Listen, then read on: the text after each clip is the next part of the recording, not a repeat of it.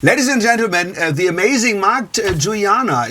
Am I pronouncing that right? Yes. In the studio in Berlin. We're so happy to have you, Mark. Thank you so much for having me. We've just recorded an amazing lesson. I was really, we had a lot of great guests, but that was very, very cool. And two great solos, which were, of course, very great. Okay. So let's talk about you. Of course, you're a superstar. You could look up a lot on Wikipedia, which I did also. Okay. But let's start at the beginning. You're from the US. You're from Florham Park, New Jersey. Exactly. That's near New York? Yeah, it's a small town about 30 miles west of Manhattan. Right. So, yeah, just kind of a suburb of a big city and very simple life growing up, very strong family roots and good friends, and yes, very grateful for that upbringing. Of course. And a lot of music in your childhood? No, actually. There's no musicians in my family. Both of my brothers were exceptional athletes. They played baseball all through college, and yeah, so it was more based around that, and then kind of by accident I found music, and I started taking drum lessons when I was 15, just as something to do, really, my parents always wanted me to be busy. So it started as just something to do, and I quickly fell in love. That's great. And what kind of music were you listening to when you started out? Yeah, so that was 1995. So I was just watching MTV and listening to the radio. So, my favorite bands were Nirvana and Red Hot Chili Peppers and Soundgarden, and so that's Dave Grohl, Chad Smith, Matt Cameron, all those guys. But it was very, very important to be able to turn on the TV and see guys doing it. What it could be like to be a drummer. And I would play along to all those records, and that's really that music and the energy of that music really attracted me to the drums. Right. So you had lessons and you were playing along with records. Exactly. Yeah. My first teacher was Joe Bergamini, an amazing drummer, amazing teacher, and so with him we covered all styles. It was a very great. Right from the beginning. Yeah. We were on the pad for excuse me. We were on the pad for 2 months maybe before we even touched the drum set. It was very structured, but in a good way. And so we covered all styles, and it was a perfect foundation. Great. And any drum corps experience? Not exactly drum corps, but my high school had a drum line, so very similar, but not on the the professional version. So yeah, all 4 years in high school I was in the drum line. That really gave me lots of stuff to work on, and really I just wanted to be involved in every situation I could. So I was in the marching band, I was in the jazz ensemble, the pit band of the musical, the concert band. If the choir needed drums for a song, I did it. So you fell in love right away, and that was already your goal to become a pro drummer? No, I was just chasing my bliss. It was fun, so I just wanted to keep doing it. And I think because there were no musicians in my family, it ended up being almost a good thing, because there weren't these great expectations to be a professional. If anything, they thought, oh, it's a hobby and he's having fun, so it's okay, But I think for some reason, the drive appeared, and I just kept going. Yeah. And did you practice very structured right from the beginning? Did you keep a practice log or something? Would your teacher make you do that? I guess so. In a way, we were always working out of books, so the books served as the practice log. There was never a formal, but maybe there would be this page this week, and the next week we'd go and continue on. What kind of books were that? Well, on the pad it was all the usual stuff, all the rudimental things, the stick control, those things. On the drum set, where did we start? I don't even remember the earliest things. The things that really stuck with me the most were The Art of Bop Drumming by John Riley, and who I went on to study with for a couple of years as well as I got into college. So Joe and John are really my two teachers and the reason I'm playing, you know. But yeah, John's book, you mentioned David Garibaldi before, of course, his material really had me kicking myself, you know. Yeah, many things. Interesting. And we were talking about that before, because when we listen to you playing, I would always think, oh, that guy must have practiced for ages and 10 hours a day. So, but you said it wasn't that way.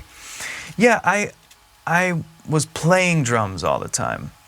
I was never the most disciplined practicer. So after a couple hours, I think it would be diminished returns of just trying to practicing alone, you know.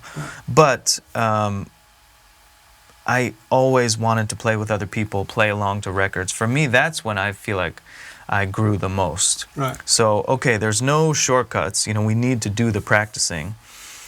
But, you know, when I would play with other people, I would just feel alive. You know, this is why I want to do it. So I was always trying to walk that line of do the homework that I need to do, of course, that I still need to do, you know, but most importantly, how can I apply it in a musical situation? And you know, when you're only practicing by yourself, you kind of invent the things you think you need to work on. Whether your teacher told you to do them or whether you saw some YouTube video and you think, oh, I need to be able to do that, which is good. If you have a great teacher, that I needed that for a long time. But I really think, you know, when you play with other people, that's when you learn what you need to work on. So, and it's always so nice to have a musical situation tell you what to do. So you might be playing and a certain section of a song comes and you're like, wow, I've never had to play a groove on the toms in 3/4. I just never thought to work on that.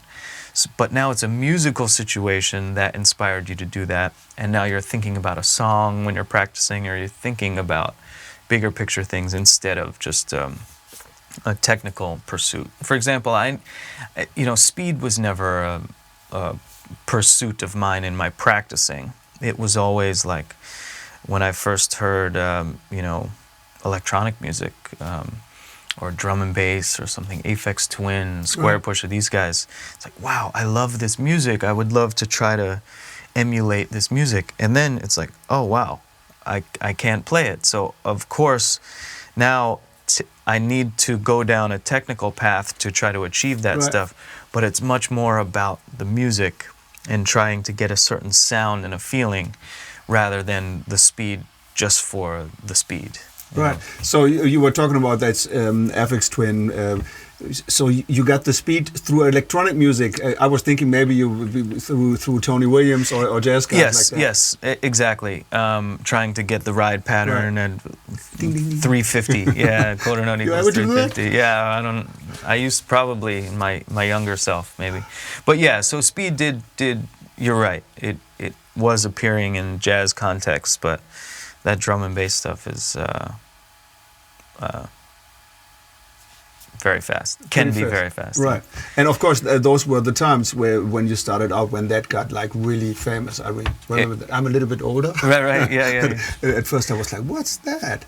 But then I started to like it too. Yeah. And you know, you guys had it certainly before us. You know, I feel like by the time it came to the U.S., it was almost the height was over here. You know, so we kind of got the leftovers, you know.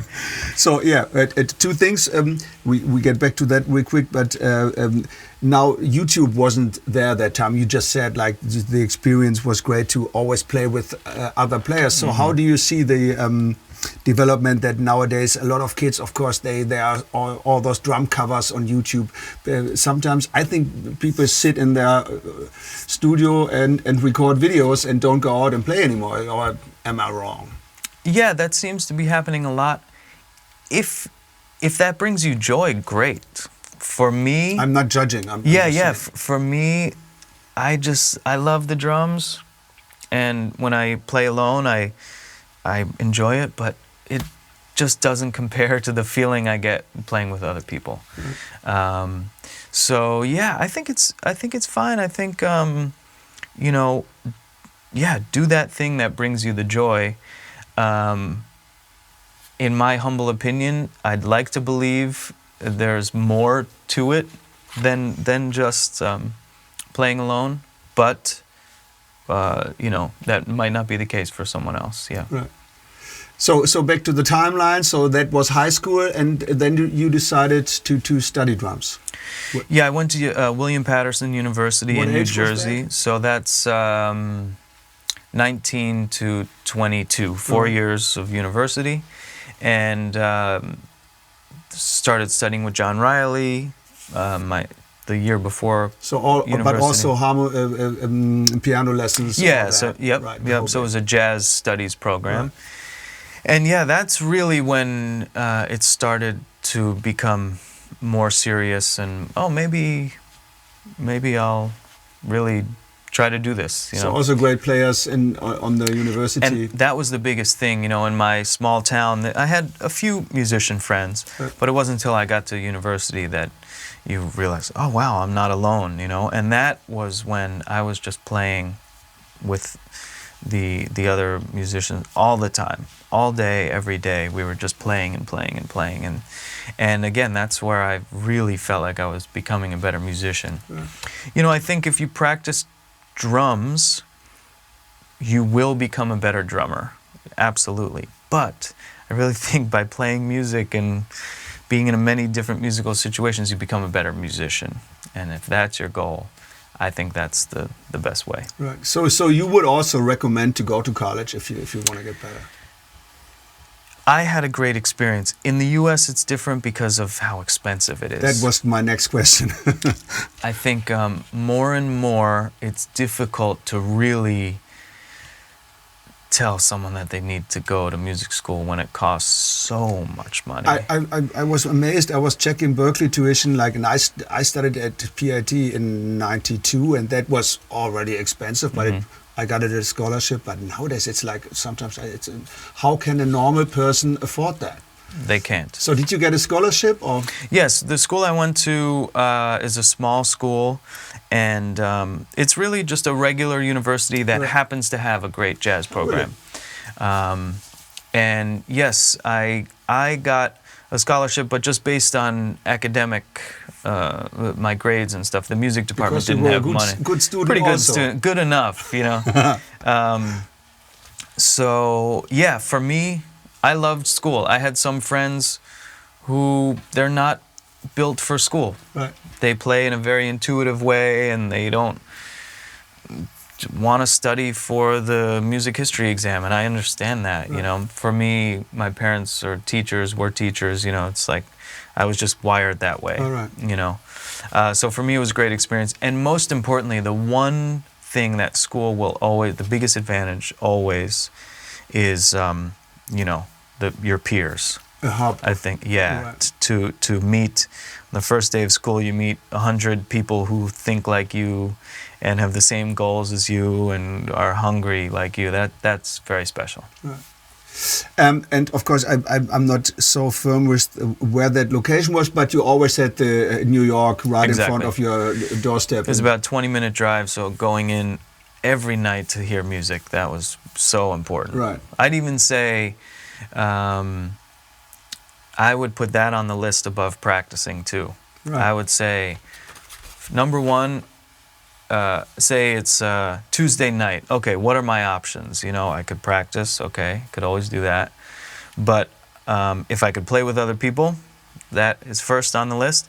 If I could go see a show of one of my heroes, which New York is great for that, that's number two. And then practicing. I really think, again, like the going to see one of your favorite drummers from this close, you know, in a small club, geez, the inspiration, and you come home and you're that much more hungry to practice and all those things. So yeah. Right. And since you are also a lover of electronic music, would you also go to clubs? A little bit. I was really attracted to the music. The scene isn't totally my thing, you know. I'm happy to just have one beer and sit and relax, you know. So it wasn't like the party side that attracted me. But and again, I was a little late. This is, you know, I turned 21 in say 2001, you know. So that's when I could get into these places. All right, yeah, that's the difference. You know, yeah. And by then, you know, there wasn't, the wave had kind of passed. So I remember Jojo Mayer is a dear friend and a kind of a mentor, and especially in that world, he really showed me a lot of this stuff. And he would speak about the 10 years earlier in New York or in other cities, I'm sure here too, in the 90s. But yeah, so I missed a lot of when the scene was really happening. But I would do my best to go get out and just kind of be the guy in the corner, you know, listening, you know. And you would also play along with that stuff? Like yeah, I would do Aphex Twin? Very poorly, yeah. Yeah, I would try. And were you also a sound nerd about how to come up with those electronic sounds on your kit? I seen you with your first label and band was Beat Machine, wasn't it? Beat Music, yeah. Beat Music. Exactly. Sorry, I'm sorry. Exactly. No, it's okay. I should look into my notes. Yeah. Beat Music, and I Beat saw you cool. have a slightly different setup when you play with those guys. Yeah, so I'm definitely reaching for those influences, and I'm not trying to replicate the sounds, but definitely inspired by those sounds. Right, and that's what I read. That was like your first own project, Beat Music? Exactly. So when was that? Right after college, or? Yeah, so the first, I had a band that was mine, but it was very collaborative, called Hirnt, and we made a record that came out. Another question. Yeah, that came out in 2005. So that was right after college. Yeah. And then after that, Beat Music started to take shape, and it was more of a community of guys, you know. So that, for the last 10, 12 years, has been my main output. And yeah, that heavily draws on the electronic influence. But also with a jazzish approach, I guess. Yeah, I think the jazz mentality, you know, the idea of improvising is of importance and a big emphasis in the music. At any moment we can go anywhere, so it's more of that spirit, but the music and the sound is kind of far from that. Yeah. Right. And James Brown, was that also an influence? Oh yeah, of course. I mean, those are some of the most important grooves on this instrument, for sure. So, and let's talk about this great Israeli bass player whose name I have a problem to pronounce, Avishai Cohen. That was like Cohen, that was like your first jazz gig. Yeah, that was. I met him when I was still in college, and we started to work together. And right after I finished school, he invited me to be in his band and part of his touring band. So it all happened very quickly. And yeah, I was with him for about 6 years, and we would be in Europe all the time, touring a lot. We made 6 records in that time, and it was I kind of think I went to university, and then I went to like another university with him of much more global, and just learning about what it's like to be on the road and what it takes to just, you know, how do you, with all the travel and all the potential distractions and all these things, how do you put yourself in the best position every night to play your best, you know? So yeah, I'm forever grateful to him, for sure. Great. And was it difficult for you to switch between those things, like beat music and gigs with him, like in style wise, to make a switch? No, it wasn't, because every time I sit down, I think the same way. Right. I'm always thinking it's, and we touched on this a little bit in the lesson today. I think the music is constantly telling you what it needs, or asking you to provide certain things. If you can be connected to that, then that's it. Then you just give it what it needs in your own way, and you be yourself in that way. So you don't think too much, oh, this is a jazz gig, I have to do this now, right? No. Right. The music, if the music needs it to be a certain way, then I'm happy to accommodate that. I do my best to accommodate that. But it's less so. The best musical situations I've been in, with Avishai, the songs were so strong, and the compositions were so strong that the songs did all the work. He didn't have to tell me, hey, when it gets to this section, go to the hi-hat, it's all in there if you can really listen in that way. That's interesting. So that almost sounds a little spiritual. Are you a spiritual person? Yeah, I guess so. I think, I don't necessarily subscribe too particularly to anything, but yeah, the big picture stuff, absolutely. Yeah. I just believe in trying to be kind, which nowadays is unfortunately is rare. We won't go into that. Yeah. No, but in that sense of just treat everybody cool, and hopefully it comes back, and then but definitely. But and also just the idea of being present. I've found that certain teachings from around the world really focus on that, and I've found that that's the best thing that I can bring to the music, is to try to be present. And do you do meditation or something like not do? Formally, not formally, but it's definitely that world is very, very inspiring to me, and I might not sit in that, again, formal meditation, but I do try to incorporate that way of thinking in everyday life, whether it's walking down the street, playing. I think playing is the biggest one for me.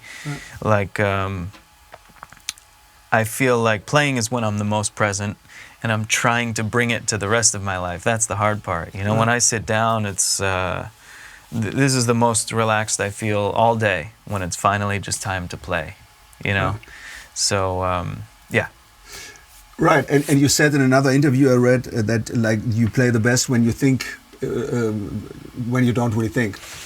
Yeah, of course I'm thinking always, and usually a lot, but it's, when the decisions can come more from here, it usually leads to the best results, in my opinion, This we need this guy, but I find the thinking can get in the way more so than be of help, So that's why in my practicing, it's so much thinking and research and learning and all these things. So it's not that I never think or spend that time, but the more I can do it at home, the less I have to do it, in the music. Right. Okay, so there are some more great guys you played with, pianist Brad Mehldau, but of course the question will be David Bowie.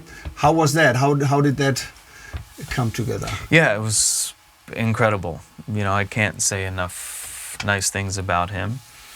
It was truly. So it wasn't that you were just in the band, you never met him. Couldn't be more the opposite. Really? It's everything. He was there for everything, and then some. And all of the. Everything you hear on the record is a performance, and we were all in the room together. He was singing with us every take, and not in a booth. He's just in the room. So you hear his voice in the snare drum microphone. So it was incredibly, and that was a surprise to me. I didn't know what to expect. But it really felt like a band. And he made us feel very comfortable, and incredible. Very, very surreal, actually, and Amazing artist. so grateful for the opportunity, and just learned so much. You know, he's like smartest guy I've ever met. You know, wherever the conversation would go, he's the smartest guy in the room. You know, whether it's medieval art or films from the 1940s, or it's geography or religion. It's just like, wow, you know. It's great. Music, of course. So yeah, it was exceptional, and you know, forever. I feel it's very special to be linked to him. You know. Amazing artist. He used to live in Berlin. He was roommates with Iggy Pop. Exactly. Very near to the university where I teach. Yeah. Okay.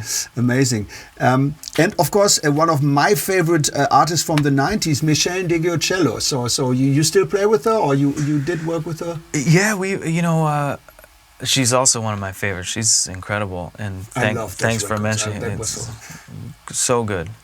Peace Beyond Passion for me is like it's crazy. So yeah, I met her. She was born in Berlin. Oh right. Okay. I remember reading that. So met her about 10 years ago, and just in New York and small projects, and she asked me to do some of her gigs. And so it's been, you know, a few things here and there, but throughout the years. But I'm grateful to call her a friend, and we're still in touch. And from time to time, we'll do things. So it's very lucky to have an ongoing relationship with her. She's, I think, one of the most special musicians we have, and very underrated too. Still, you know, it's. Well, we were all big fans. But when those records in the 90s came out, everyone was like, "What? Very special. Who is that?" And it was for me. That's my soundtrack for the 90s. Cool. I'm an old guy. You also wrote a book, Exploring Your Creativity on Drum Set. When did that come out? That came out 2016. All right, and it's about. Since we are a school, let us know.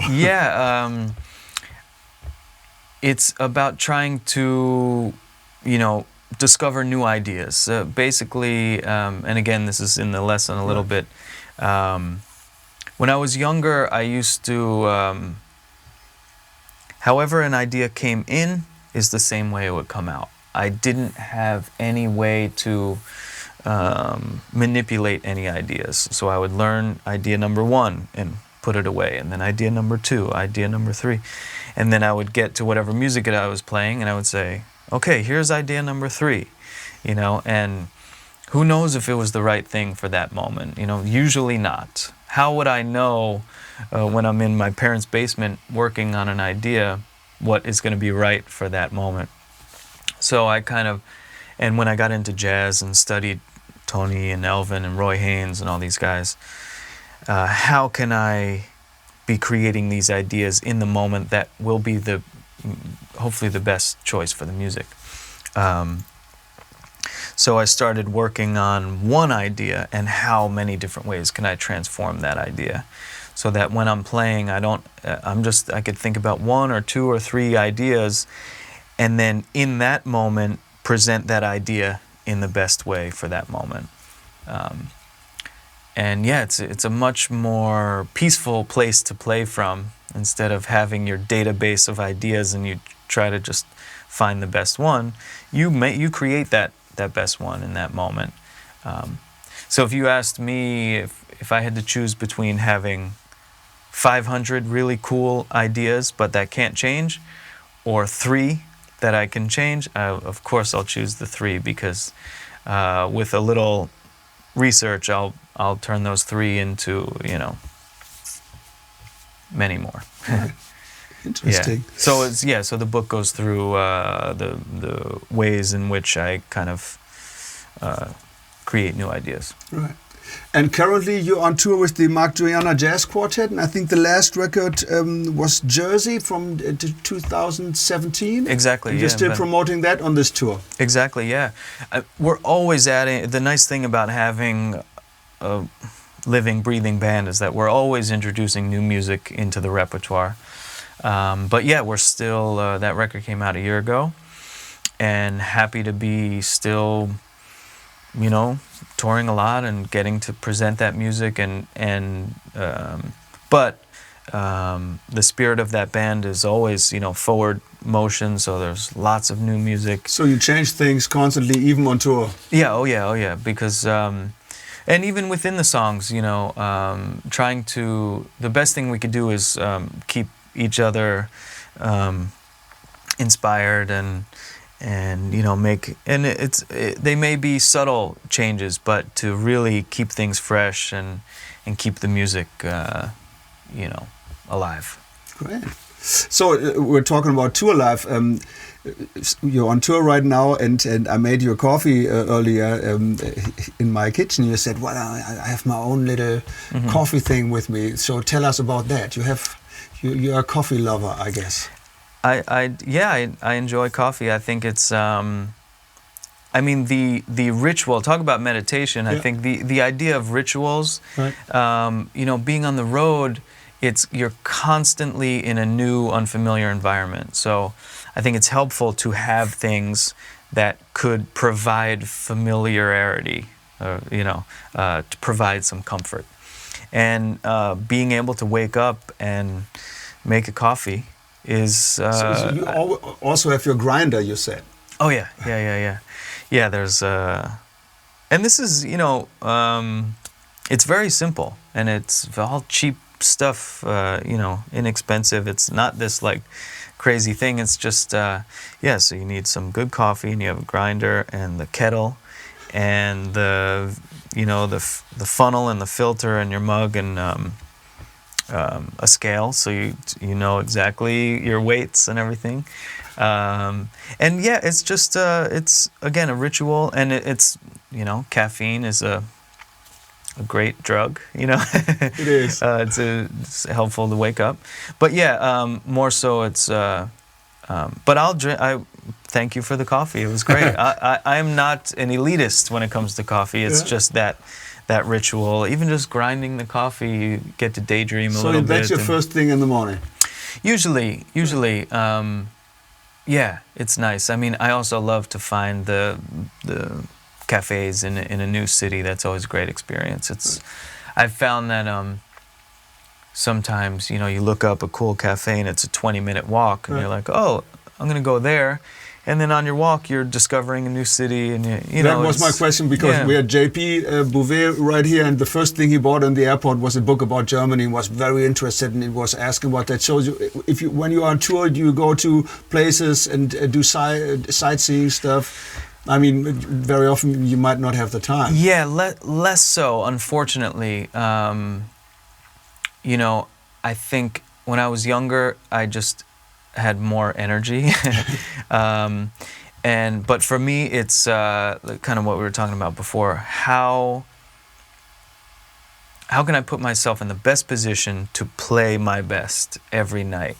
So unfortunately, as much as there may be this beautiful church or a certain thing that I'd like to see, or a museum or something, sometimes a nap will be better for the sake of the music, you know. So it's but yeah, I mean, I do my best when I can. Right. Yeah. So and I very obviously you seem to be married. You have the ring. I have mine around the neck because it's always. So how do you get that together? Being the drummer on the road, the hard-hitting guy, or soft and hard-hitting guy, and having a family. I think you have a son too. Yep.